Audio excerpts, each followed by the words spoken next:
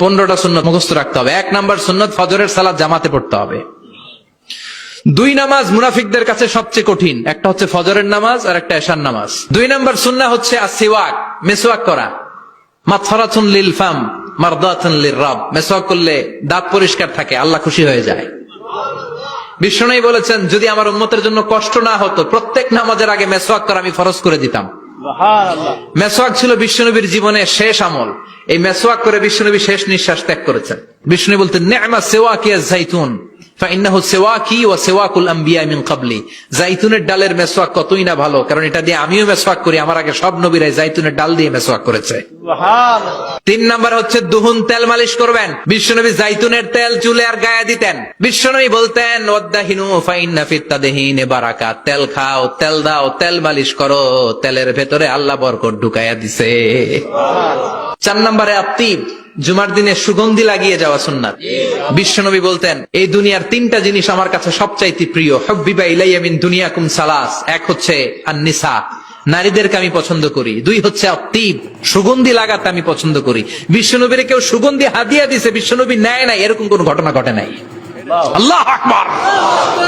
আবার বিশ্বনবী বলতেন, আরবাউন মিন সুনানিল মুরসালিন। 4টা সুন্নাত সব নবীদের সুন্নাত। 1 নম্বরে আল হায়া, মানে লজ্জা। আরেক বর্ণনা এসেছে আল খিতান, মানে সুন্নাতে খাতনা, এটা সব নবীদের ছিল। আর সেওয়াক, সব নবীরা মেসওয়াক করেছেন। আত্তিব, সব নবীরা আতর লাগিয়েছেন। আর নিকাহ, সব নবীরা বিয়েও করেছেন। চিল্লায় পড়েন আল্লাহু আকবার। আর লিবাস আহসানা সিয়াব, সুন্দর জামা পরা। নট নেসেসারি যে নতুন জামা হতে হবে, পুরাতন জামাও ধুয়ে আয়রন করে পরলে একটা সৌন্দর্য আছে না নাই? ইন্নাল্লাহা জামিল ওয়া ইউহিব্বুল জামাল। আল্লাহ নিজে সুন্দর, সৌন্দর্যকে আল্লাহ পছন্দ করেন। এরপরে ইকসারুস সালাহ আলান নবী, বিশ্বনবীর উপর বেশি বেশি দুরূদ পড়া। বিশ্বনবী বলতেন, জুমার দিন শ্রেষ্ঠ দিন, এই দিন আমার উপর বেশি বেশি দুরূদ পড়ো। ফাইন্না সালাতাকুম মা'রুদাতুন আলাইয়া, কেননা তোমরা যে আমার উপর দুরূদ পড়ো, আমি মরে যাওয়ার পরে এই দুরূদ গুলো কে পাঠিয়েছে তার নাম, তার বাবার নাম সহ ফেরেশতারা আমার কবরে দিয়ে আসে। সুবহানাল্লাহ। সাহাবারা বললেন, ইয়া রাসূলুল্লাহ কাইফা সালাতুনা মা'রুদাতুন আলাইক, আপনি মরে যাওয়ার পরে আমাদের দুরূদ কেমন করে আপনি দেখবেন? ওয়াকাদ আরিমতা, আপনি তো পচে গলে মাটির সাথে মিশে যাবেন। বিশ্বনবী বলেন, ইন্নাল্লাহা হাররামা আলাল আরদি আন তাকুলা আজসাদাল আম্বিয়া, নবীদের লাশকে খেয়ে ফেলা, নবীদের লাশকে পচিয়ে ফেলা জমিনের সব মাটির জন্য আল্লাহ হারাম করে দিয়েছে।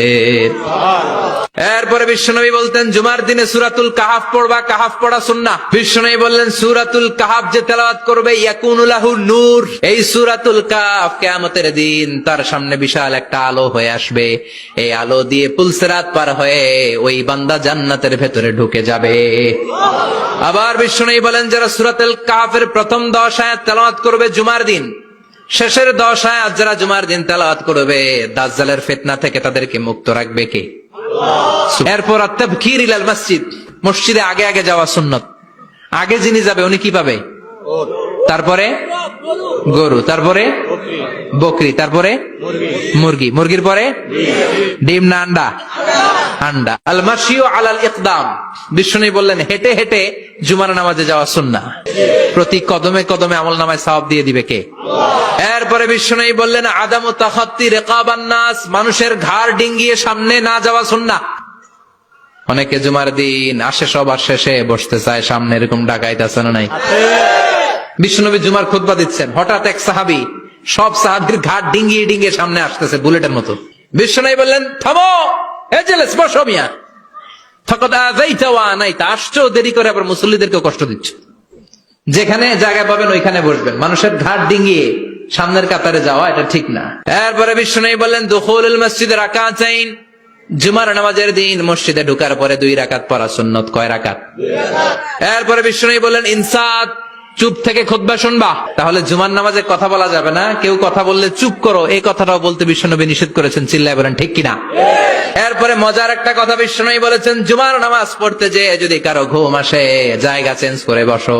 পুরো মসজিদের ডানে বায়ে রহমতে ঠাসা, খালি ঘুম আর ঘুম, আছে না নাই? ঘুম আসলে কি করবেন? উঠে যাবেন, উঠে জায়গা চেঞ্জ করবেন, পানির ঝাপটা দিবেন, ঘুম দূর করে দিবে কে? তারপরে বিশ্বনবী বললেন, জুমার দিন দোয়া করলে কবুল হয়। এটা কখন? অনেক ইখতিলাফ আছে, বেশিরভাগ মুহাদ্দিসিন বলেছেন জুমার দিন আসরের নামাজের পর থেকে মাগরিবের আগ পর্যন্ত, বিশেষ করে মাগরিবের আগের আধা ঘন্টা, এই সময় আল্লাহর কাছে বান্দা যদি কিছু চায়, এই দোয়া আল্লাহ ফিরিয়ে দেয় না। এই 15টা সুন্নাত আমল করা যাবে তো? সবাই রাজি?